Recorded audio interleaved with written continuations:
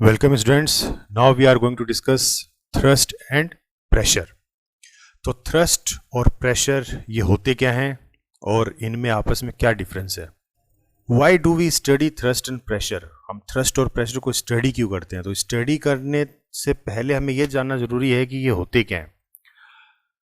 तो basically thrust क्या है? थ्रस्ट एक तरीके से एक धक्का, जैसे हिंदी में अगर बोला जाए तो हम किसी को जोर से धक्का देते हैं, मतलब एक तरीके से उसको, जिसको हम धक्का दे रहे हैं उसको क्या महसूस होगा? उसको थ्रस्ट महसूस होगा, ठीक है ना.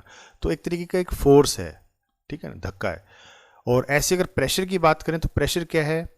ये भी फोर्स से ही रिलेटेड है, ठीक है ना. किसी चीज़ के ऊपर दबाव डालना, हिंदी में बोलेंगे इसको दबाव डालना, ठीक है ना. तो ये भी एक तरीके का फोर्स ही है. आप दबाव डालोगे किसी चीज़ के ऊपर, इसका मतलब क्या कर रहे हो? आप उसके ऊपर फोर्स लगा रहे हो, ठीक है ना. और जब आप दबाव लगा रहे हो तो कितने एरिया में लगा रहे हो, ठीक है ना. तो दो चीज़ें इसमें आती हैं, तो ये हम डिटेल में पढ़ेंगे. लेकिन क्वेश्चन दिमाग में ये आता है कि हम स्टडी ही क्यों करते हैं? Why do we study thrust and pressure? मतलब प्रैक्टिकल लाइफ में क्या जरूरत पड़ी इनको स्टडी करने की? तो मैं आपको देखिए कुछ डायग्राम की हेल्प से समझाऊंगा. जैसे ये देखिए आप, ये ट्रक है, हैवी ड्यूटी ट्रक है. इसके टायर देखिए, ठीक है ना. और ये देखिए आप, ये नॉर्मल एक पैसेंजर व्हीकल है और इसके टायर देखिए. अब ये क्या काम करता है? ये हैवी लोड्स को कैरी करता है और इसमें इसके कंपैरेटिवली बहुत कम है. अब आप इमेजिन कीजिए कि अगर ये वाले टायर मैं इसके साथ लगा दूं, मतलब ये टायर हटा दूं और इसकी जगह मैं ये वाले टायर यहां लगा दूं इसमें, तो क्या होगा?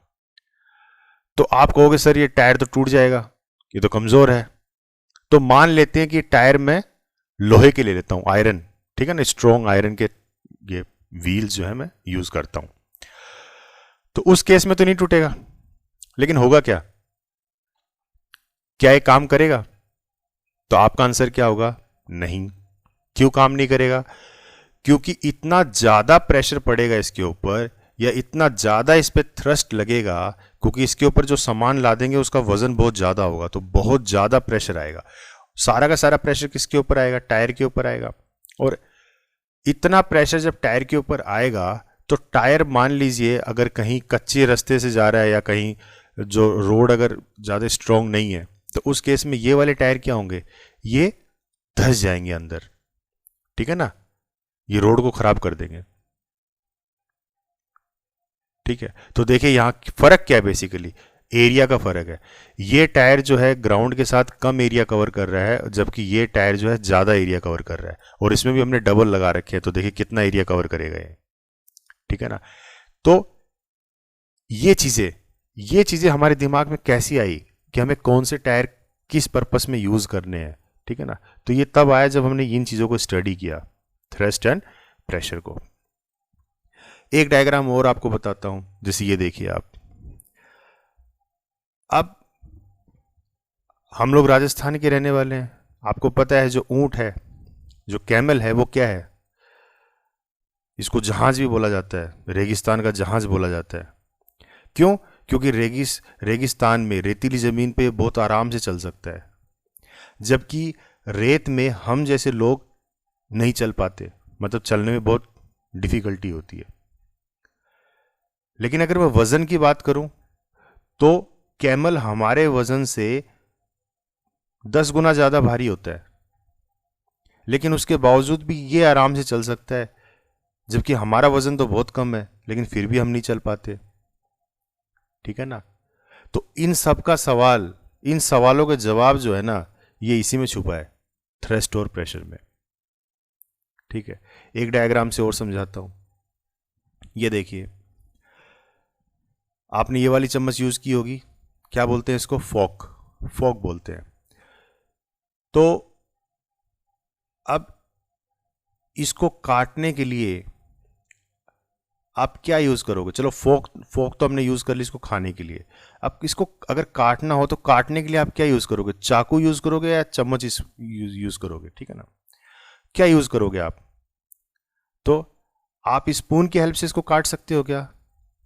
नहीं. आप क्या प्रिफर करोगे? नाइफ को प्रिफर करोगे. ऐसा क्यों?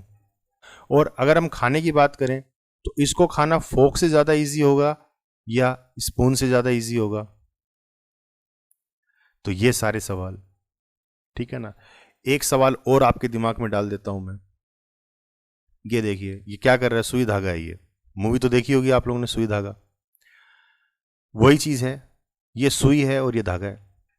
अब धागे को पिरोने के लिए हम सुई जैसी बारीक चीज को ही क्यों यूज करते हैं? इसकी जगह हम कोई मोटी चीज यूज क्यों नहीं करते? हम चम्मच, ये फोक जैसी कोई चीज या चाकू जैसी कोई चीज यूज क्यों नहीं करते इसको पेनिट्रेट करने के लिए? हमें सुई की ही जरूरत क्यों पड़ी? तो ये भी एक सवाल है, ठीक है। तो कई बच्चों के दिमाग में तो इसके जवाब आने लग गए होंगे, और जिनके नहीं आए हैं तो वो अभी हम क्लियर कर देंगे उनके डाउट। तो देखिए, शुरू करते हैं। तो सबसे पहले आता है थ्रस्ट। थ्रस्ट होता क्या है? Force acting on an object perpendicular to its surface. मतलब थ्रस्ट बेसिकली क्या है? फोर्स ही है, ठीक है ना। ये फोर्स ही होता है, लेकिन ये फोर्स कैसे लग रहा है? किसी भी ऑब्जेक्ट के ऊपर या किसी भी ऑब्जेक्ट के सरफेस की बात कर लेते हैं, तो किसी भी ऑब्जेक्ट के सरफेस के ऊपर कैसे लगता है? परपेंडिकुलर लगता है, ठीक है ना। मतलब ऐसा फोर्स जो किसी भी ऑब्जेक्ट के सरफेस के ऊपर परपेंडिकुलरली लगे। तो इस तरह के फोर्स को हम क्या बोलते हैं? थ्रस्ट बोलते हैं, ठीक है ना। क्योंकि अब तक हमने जो पिछले चैप्टर में सिंपल फोर्स पढ़ा था, तो फोर्स क्या होता है? पुश और पुल, ठीक है ना। या तो आप धक्का दोगे या फिर आप उसको खींचोगे, दो ही तरीके से होता है। और इसमें एक डायरेक्शन भी इन्वॉल्व है, ठीक है ना। क्योंकि फोर्स क्या आपका वेक्टर क्वांटिटी है, तो डायरेक्शन इन्वॉल्व है। लेकिन यहां पे यही फोर्स किसी भी ऑब्जेक्ट के सरफेस के ऊपर लग रहा है, वो भी परपेंडिकुलरली। तो ये फोर्स क्या कहलाएगा फिर? थ्रस्ट कहलाएगा। अच्छा, फोर्स की ऐसा यूनिट क्या होती है? न्यूटन। तो थ्रस्ट की भी ऐसा यूनिट क्या है? न्यूटन है। क्लियर है? अब इसको देखिए, मैं एग्जांपल से आपको समझाता हूं। For example, if we want to fix a poster on a notice board with the help of drawing pins, we apply force on the head of the drawing pin. This force is directed perpendicular to the surface area of the board. अब देखिए, ये drawing pin होती है, ये तो आप लोगों ने देखी होगी नोटिस बोर्ड में। जब भी कोई चीज़ हम लगाते हैं, पेपर वगैरह उसमें टांगना होता है, तो हम ये ड्राइंग पिन यूज़ करते हैं ना। तो ये ड्राइंग पिन होती है, ठीक है ना। तो आपने देखा होगा कि ड्राइंग पिन के ऊपर जब भी हम फोर्स लगाते हैं अपने अंगूठे से, तो वो फोर्स कैसे लगता है? हम फोर्स यहाँ अप्लाई करते हैं, यहाँ पे फोर्स अप्लाई करते हैं, और ये बोर्ड है आपका। तो बोर्ड के डायरेक्शन में ये फोर्स कैसे अप्लाई हुआ? परपेंडिकुलर, ये 90 डिग्री, ठीक है ना। मतलब परपेंडिकुलरली फोर्स अप्लाई करना, यही तो है definition. Force acting on an object perpendicular to its surface.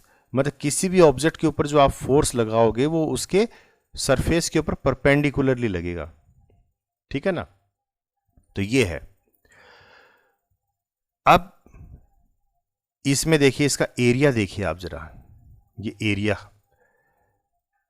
इस पिन के कंपेरेटिवली इसका जो सरफेस है, जो हेड है इसका एरिया ज्यादा है कि नहीं? अब इस एरिया का कोई रोल है कि नहीं? इस एरिया का रोल है। कैसे? मान लीजिए ये हटा दो आप, ये सरफेस जो है ये गोल वाला हटा दो। आपको खाली मैं सिंपल ये नेल दे दूं, मैं सिंपल ये वाली नेल, ठीक है ना। इमेजिन कीजिए कि ये हट गया, सिंपल ये नेल है। अब आप इसको अपने अंगूठे की हेल्प से दबाओगे क्या? दबा सकते हो? क्या होगा? आपको हर्ट होगा, ठीक है ना। यानी कि पहले आप जितना प्रेशर लगा रहे थे, अब उतना प्रेशर आप नहीं लगा सकते, ठीक है। तो ये चीज हम डिटेल में पढ़ेंगे आगे और आपको क्लियरली समझ में आएगी, ठीक है। तो अभी मोटा मोटा थ्रस्ट के बारे में आपको समझ में आया कि एक ऐसा फोर्स जो कि परपेंडिकुलरली किसी के सरफेस के ऊपर लग रहा है, ठीक है ना। और ऐसा यूनिट क्या है? न्यूटन है। इसी तरीके से अब देखिए, टेबल लैंप है, इस टेबल के ऊपर पड़ा हुआ है। अब ये भी फोर्स लगा रहा है।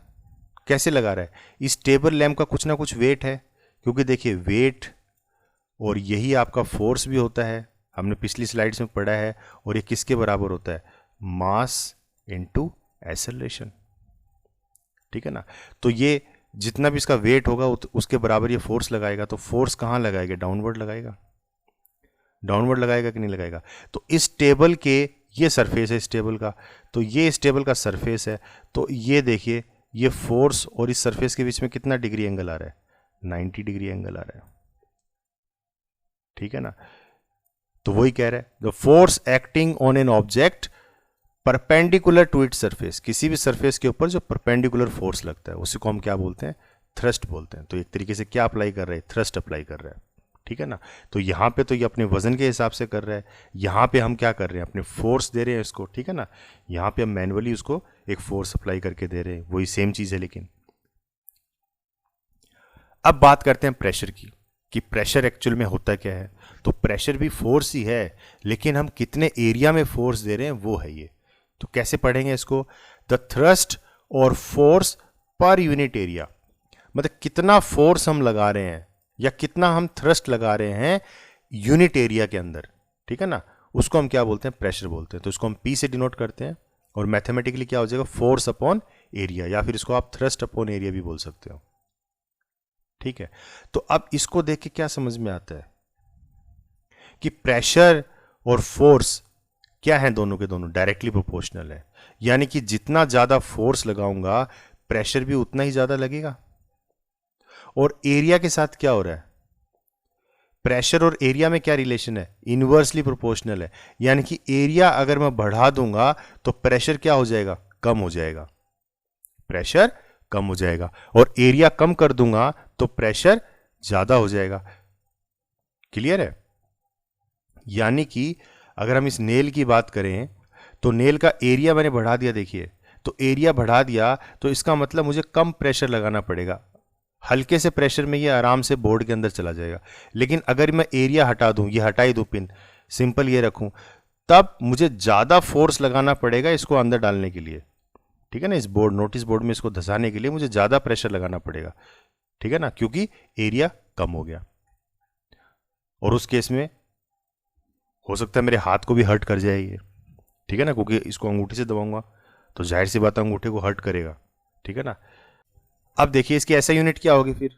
तो फोर्स की क्या होती है? न्यूटन, और एरिया की क्या होती है? Metre square. तो न्यूटन पर मीटर स्क्वायर, ये इसकी ऐसा यूनिट हो गई। और एक प्रेशर की यूनिट होती है पास्कल, क्योंकि जो प्रेशर है ये एक महान साइंटिस्ट पास्कल के नाम के ऊपर रखा गया, क्योंकि उन्होंने इसको डिस्क्राइब किया था प्रेशर को, तो उनके नाम पे इसकी ऐसा यूनिट रखी है पास्कल। इसकी शॉर्ट फॉर्म होती है PA, ठीक है ना।